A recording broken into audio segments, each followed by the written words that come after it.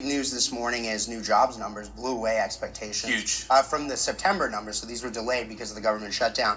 More than double, 119,000 new jobs, and then also there's some interesting stuff in the wages numbers there as well that shows wages on the rise. Your thoughts on the jobs numbers? Okay, so a huge jobs report, and I assume the market is going crazy right now, probably just opened, because what this shows is that the Trump economic policies are actually working. And you've got 119,000 new jobs. Economists thought that we would have about 50,000 new jobs, but that's actually just the headline number. If you look below the surface, I think the numbers are actually better. So number one, wages continue to way outpace inflation. If you go back to the 3 years of the Biden administration, the average American worker actually lost about $3,000 of take-home pay. In the first 10 months of the Trump economy, we've increased take-home pay by about $1,200, adjusting for inflation. So that's a huge, huge thing, and this jobs report confirms that. You have the number of manufacturing hours worked in the economy is actually going up. You see the private sector is really driving this economic growth and is driving the job creation. And this is really important, I know, to you, Matt, but really to me. And it's that we are seeing the job growth go to native-born American citizens.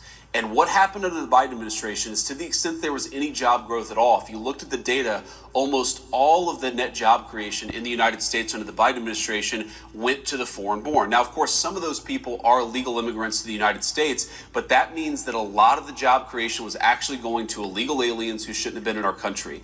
The best thing that you can say about the Trump economy is that American jobs are going to American workers for a change, and that's the thing that I'm proudest about with these numbers. Right. So now another big story is that last week, Mayor-elect Zoran Mamdani, he calls him communist. I might have a not wrong about that. But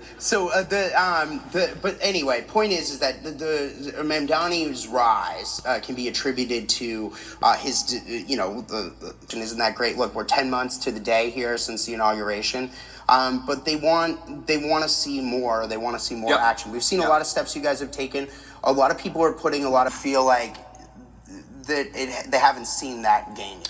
Yeah, well, first, Matt, the government shutdown didn't help, to be clear. And I do think that actually pumped the brakes a little bit on all the great economic news that we were seeing. And look, the Democrats, our attitude was, why are the Democrats doing this? They're the party of government. Why are they shutting down the government? For 10 years, they said to shut down the government is an act of economic terrorism on the United States. And it's sort of a question that answers itself, because I think that they were so worried about what the Trump administration is doing that they were willing to blow the whole thing up, hold a gun to the head of the American economy in order to get what they want.